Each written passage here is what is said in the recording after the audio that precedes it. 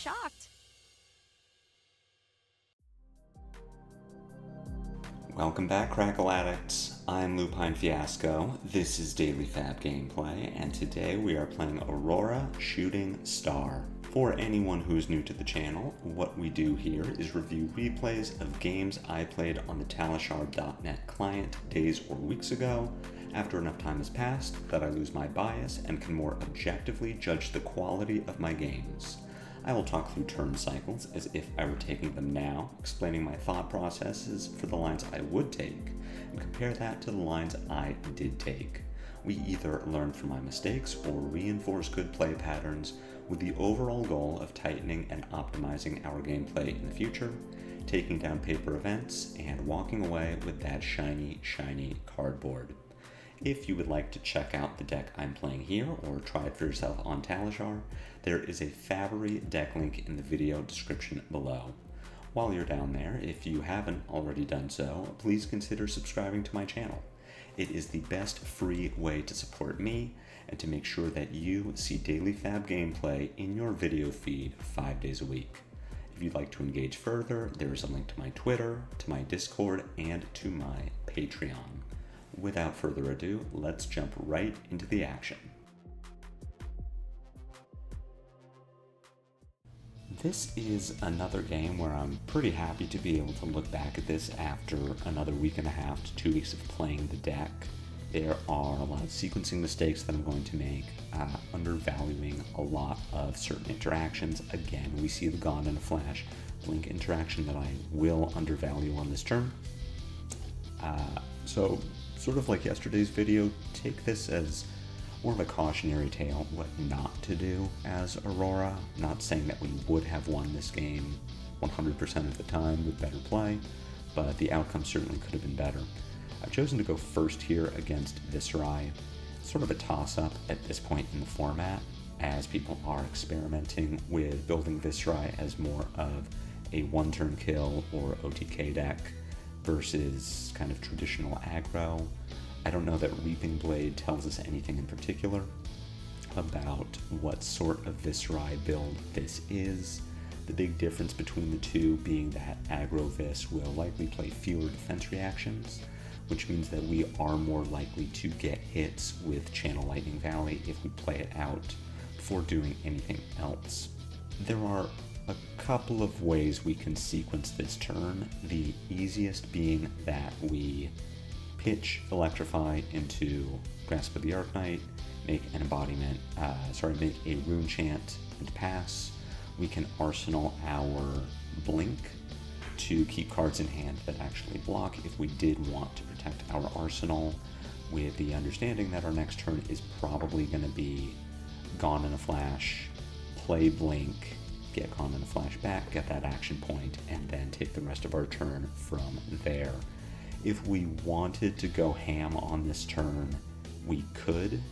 The benefit of doing that would be to try and run Viserai out of cards that block in order to get that snatch on hit. And if we did want to go ham on this turn, we would play Gone in a Flash, play Blink in Resolution, get Gone in a Flash back, get our action point back, pitch Electrify to attack with Starfall for 2 with Go Again, use those 2 resources to pay into Aurora to make an embodiment of lightning, play Gone in a Flash again, this time for 4 with Go Again, and end the turn with Snatch. So we're threatening 4, 2, 4, 4, with the hope that Viserai is going to give us 1 or 2 cards from hand on either of those Gone in a Flashes, maybe another card on the Starfall.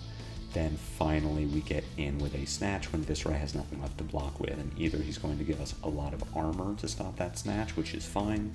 We'll give up the Arsenal if it means that we get Face Purgatory and Dyadic Carapace turn 0, or Viserai lets the Snatch hit, we deal damage, we draw a card for the Arsenal, and now we are very ahead.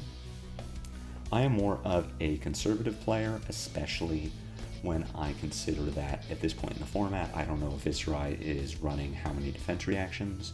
So if I'm making this call now, I'm just pitching Electrify to pay into Grasp for a rune chant, and I'm arsenaling that blink. We could try to cycle out a Snatch if we wanted to, if we really wanted to try to draw into more natural go again, or maybe one of our other blues to try and pay into Starfall and Aurora after playing Gone in a Flash Blink. But we absolutely should not pitch Blink, which is what I'm about to do. The Blink Gone in a Flash combo is just too good. Blink with Gone in a Flash turns Blink into Gone in a Flash. Anytime your blue has 4 power, you're very far ahead. So we can look at this hand and say, you know what, maybe keeping the Snatch would have been a bad idea. If we draw into 4 reds, then we are in this weird position where we don't have any go again, and we don't have a way to make go again, considering how redline Aurora is. But say that we turn the Static Shock into a Snatch, and we turn the Electrify in our arsenal into a Blink, then we would get to play Gone in a Flash, play Blink, get Gone back. We could pitch Gone in a Flash from hand into Starfall. We could play the Snatch to draw a card. We would get to block on this turn if Viserai gives us the opportunity to do so.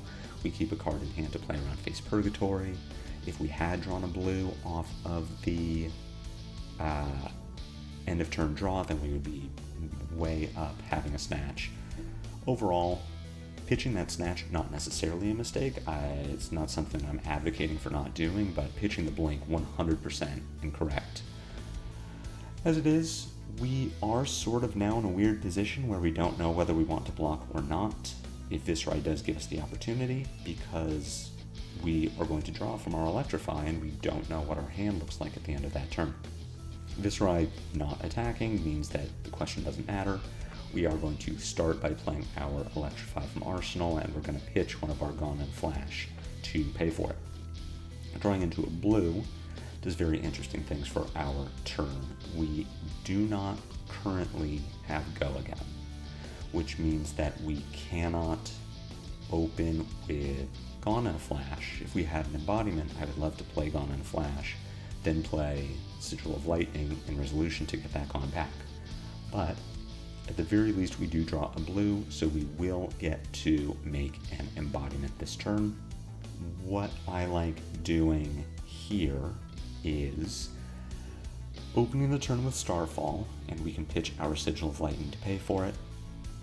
We can use our 2 floating resources to make an embodiment of Lightning. We can follow that Starfall with Gone in a Flash.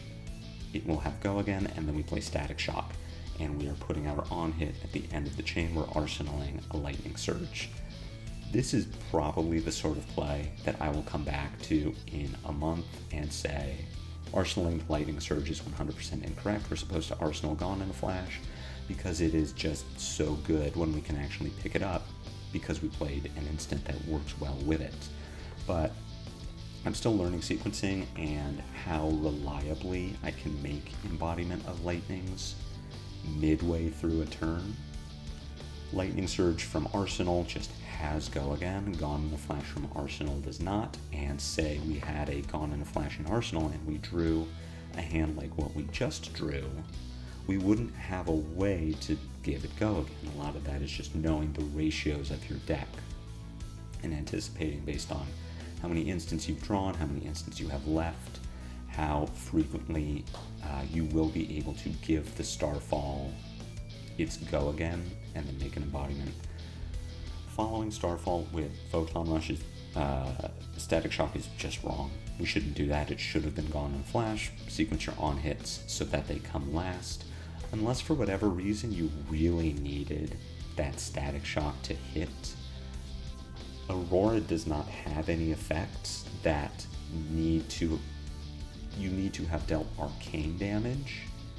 Physical damage will work just as well, and maybe if that was something like an Arcanic Shockwave, where we were going to try to sneak some arcane damage through for something like a second strike, it would have been correct to lead with it, but considering the on-hit from Static Shock, we absolutely should have ended our turn with it rather than sequenced towards the middle. Got a big 9th blade coming in. Our hand does not pitch to Arcane Barrier very well, so we are just going to take all of this damage. We could think about blocking the Ninth Blade with Grasp and Lightning Greaves. That is what you're going to see me do. I don't know that we should or shouldn't. Theoretically, we want to save armor for as late as we can. Viserai is playing Arcanite Ascendancy. Certain Runeblade lists might be playing Command and Conquer. Just generally burning your armor for vanilla damage is a bad idea. Using your Greaves as early as possible can be nice, just to make sure you get your block value out of them before you pop them, but we aren't going to pop them on this turn, so we could have just held our armor there, and as you'll see, we would have been paid off for that later in the game. Sequencing here, we lead with Arc Lightning. As much as it is a power card and we would love to have it line up later on with some instants and use our Spring Tunic with our Lightning Greaves to really have a good pop-off turn, this turn is non-functional if we don't play Arc Lightning. We could play Lightning Surge from Arsenal. We could pitch a Snatch to attack with Starfall. We could play Arcanic Shockwave, infuse it with Flittering Charge, and then Arsenal the Arc Lightning. But we do take an intellect penalty that way. We could play Lightning Surge from Arsenal. We could use our Tunic and Flittering Charge to activate Aurora, make an embodiment for our Arcanic Shockwave, attack for 4, fuse it with Arc Lightning, then play the Snatch, pushing 13 points of damage that way, but again taking that intellect penalty, and because we've already activated Aurora, we don't even have the opportunity to pitch a blue off the top of our deck into her, and Snatch doesn't have Go again, so we wouldn't be able to pitch it into Grasp. So in the interest of playing out our hand and being able to end the turn on a Snatch, I think that playing Arc Lightning here is correct. We play Arc Lightning, we then play Arcanic Shockwave, fuse it with Flicker Wisp. At that point, we are sending 4+1 with Go again. We can play Lightning Surge from Arsenal for 4+1. We can use our Tunic to pay for Starfall, which attacks for 2+1, and depending how much Viserai has blocked with at this point, we get to send a Snatch. We could also send a Flittering Charge. We could pitch the Flittering Charge into Starfall if we wanted to hold on to our Tunic. I don't think it's a bad idea to play around Face Purgatory at this point, so we definitely want to wait on attacking with Starfall just to see what this is going to do with that Face Purgatory. The line here is going to be Arcanic Shockwave first. We need that Flittering Charge to fuse it, and if we do end up pitching the Flittering Charge into Starfall, we want to make sure that we have already used it for that fusion.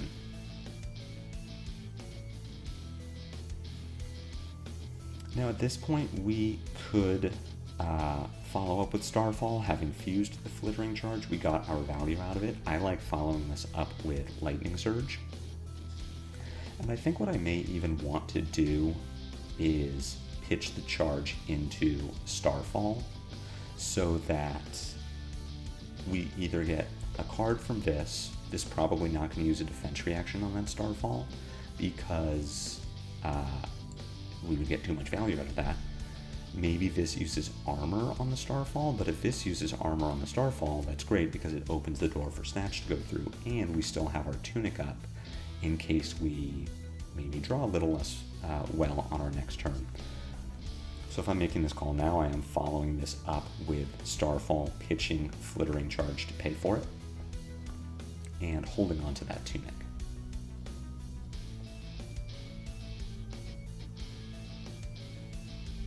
I don't like this just because if the Snatch hits, we take an intellect penalty.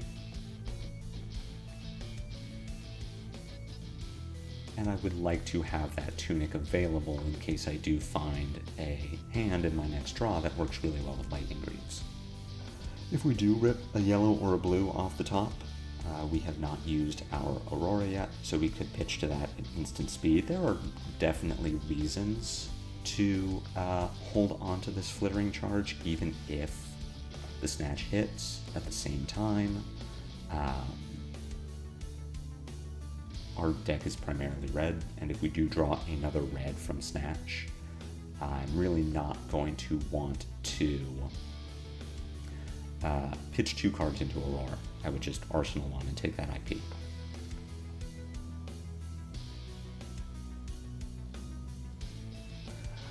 Double Electromagnetic Somersault means that we can get good value out of our Flittering Charge. We are going to take these 3 Rune Chants. We don't have an easy way to pitch into Arcane Barrier, so we will at least take that, and then we need to decide how we want to address this Amplify the Arknight. Coming in for 6. If we don't block this and we just play out this hand offensively, then we are looking to charge from Arsenal, use Somersault to pick it up, charge from hand, use Somersault to pick it up, E-Strike for 7, bottoming the Flittering Charge, and then arsenaling this Lightning Surge. So we are sending 15 damage off 4 cards and then arsenaling Surge.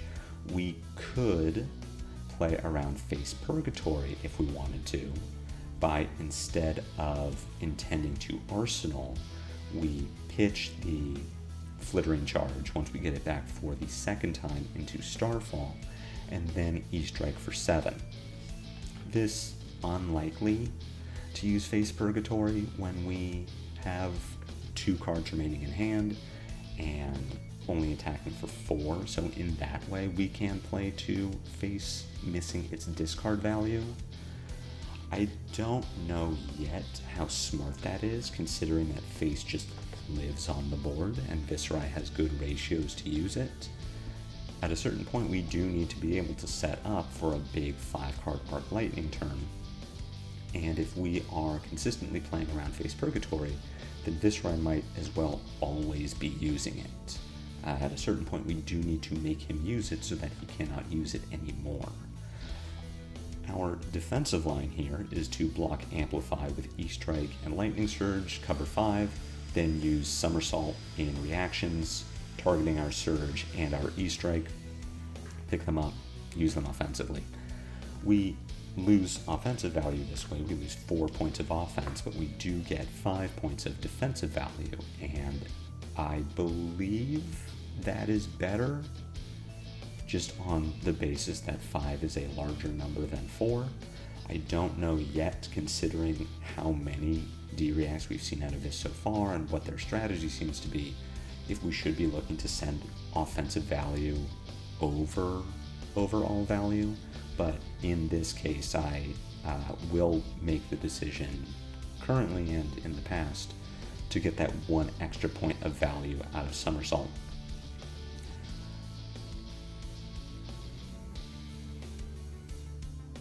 We cover 5, we'll take 1 down to 23, we get our Surge and E-Strike back. We could still make that same call here to pitch Flittering Charge into Starfall and then E-Strike for 7 and play around Face Purgatory. I still don't know if it is correct to do that or not. I like the idea of just sending E-Strike for 7 and trying to put this Lightning Surge into Arsenal. Again, with the understanding that Aurora plays best off of 5-card hands, and especially Lightning Surge, certain other cards need to come out of our arsenal. So at a certain point we do just need to make this use the Face Purgatory. We can't just play around it every turn. It would be the same as never arsenaling against Assassin, because you never want to get hit by Command and Conquer or Leave No Witnesses. At a certain point, if you are nerfing your offensive value by never using your arsenal, then they might as well always have Command and Conquer and Leave No Witnesses. If we are always looking to send 4 cards every turn, then Viserai might as well always be using the Face Purgatory effect. But it's an interesting call. Let me know in the comments if you are a Viserai player and you would have sent the Starfall here, or if you, as Aurora, know for a fact that we are always supposed to try and get max value out of our hand to play around Face Purgatory. Real interested to know. Viserai does use Face Purgatory, does manage to keep a 2-card hand, is just going to read the runes and arsenal. Here we have a very obvious line of playing Sizzle, Static Shock for 10, threatening 11.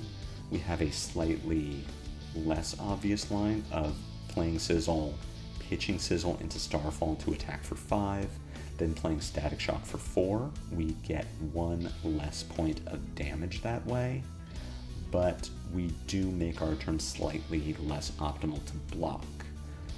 Maybe Viserai goes hard on blocking the Starfall for 5 and now has fewer options available to block Static Shock for 4.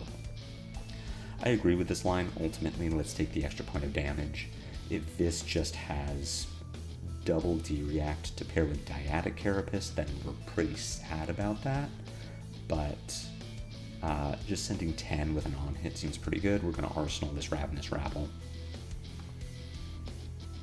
This is a situation where had we played around Face Purgatory last turn, I could see us doing it again this turn.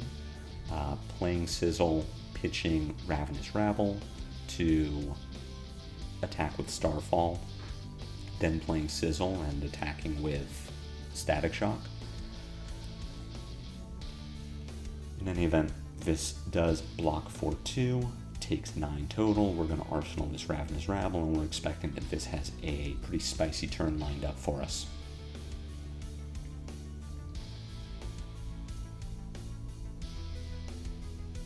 Opening with Mordred Tide, sending Swarming Gloomveil plus 4 Rune Chants.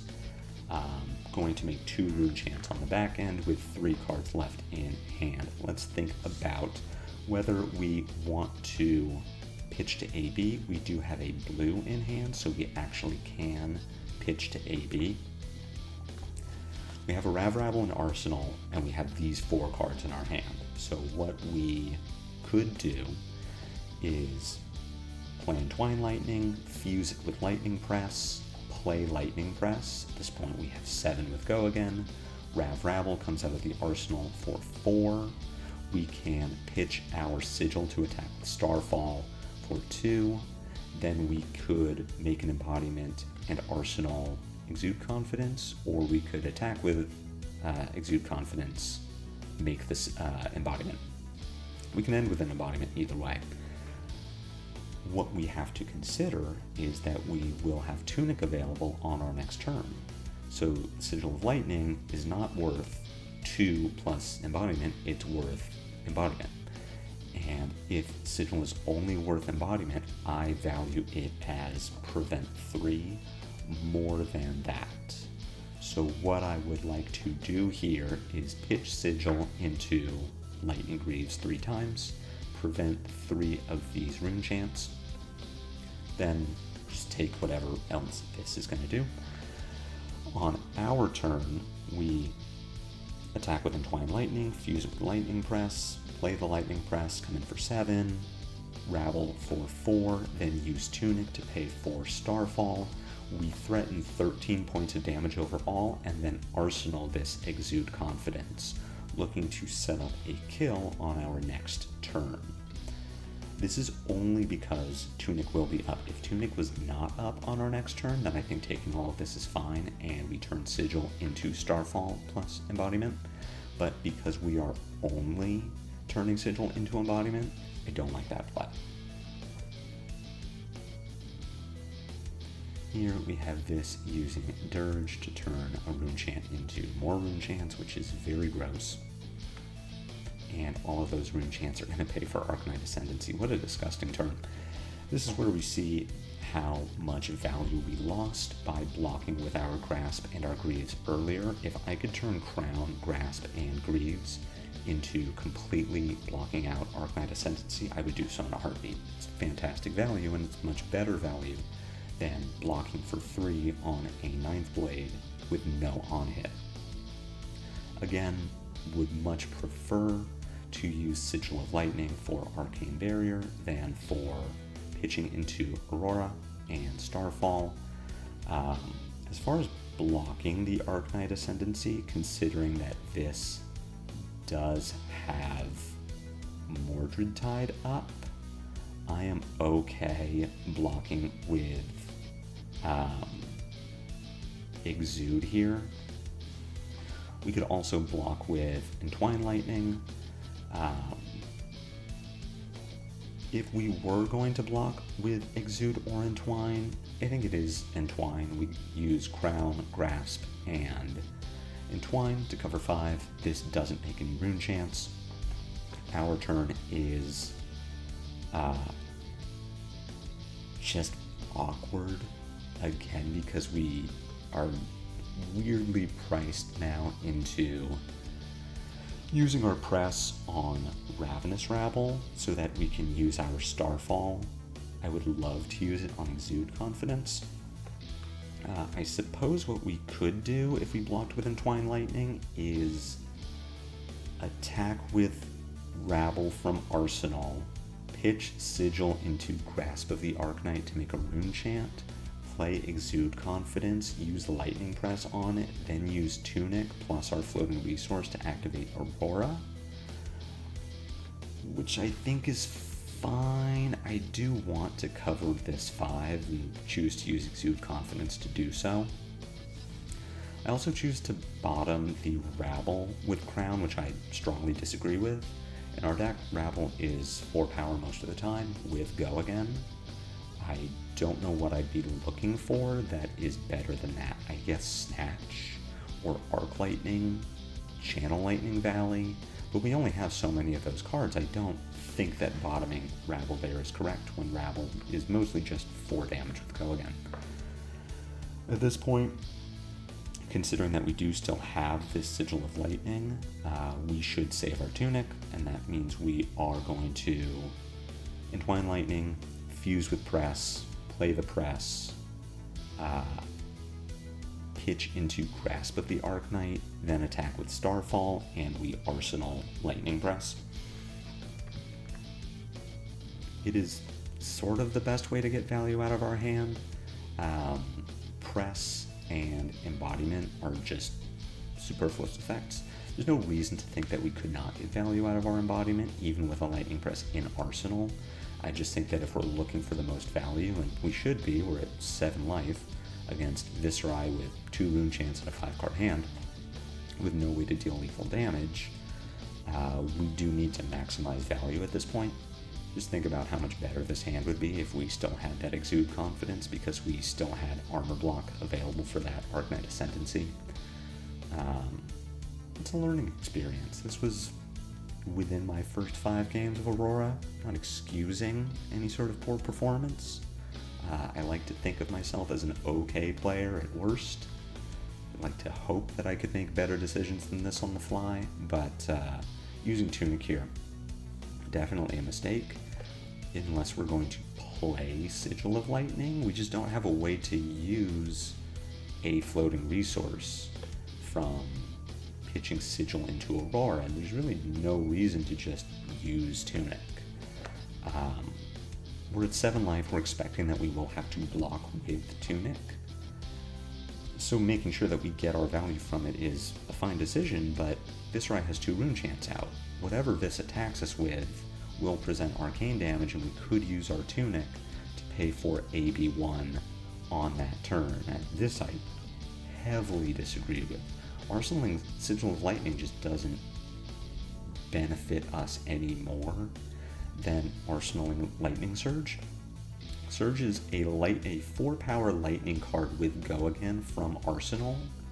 Sigil is a 0-power lightning card with Go Again from Arsenal. It doesn't do anything.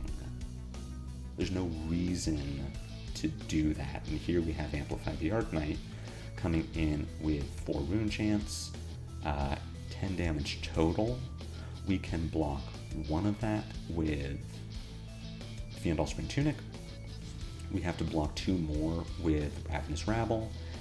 We could pitch to Arcane Barrier, but because we don't have an attack in Arsenal, we then can't do anything. So we can imagine what that would look like if we either had more life because we had maybe blocked a little better, played more optimally early in the game, or even if we did have to block with Rabble plus Tunic and maybe pitch Channel Lightning Valley into Arcane Barrier, we stay alive, we get to discharge Lightning Surge, and now we are making Viserai give us cards.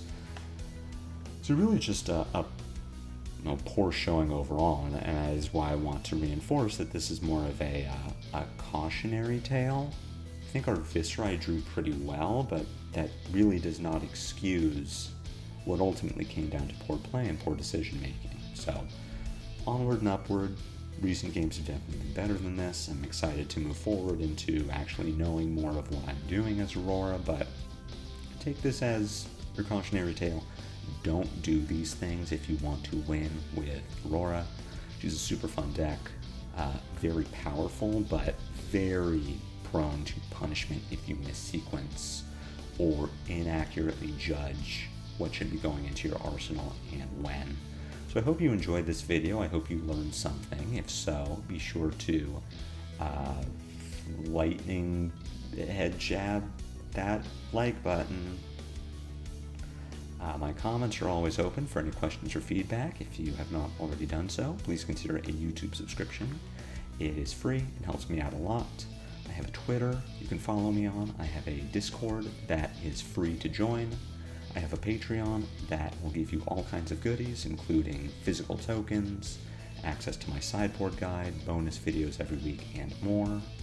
But whether you engage or not, I really appreciate you being here, and until the next time I see you on Daily FaB Gameplay, take care.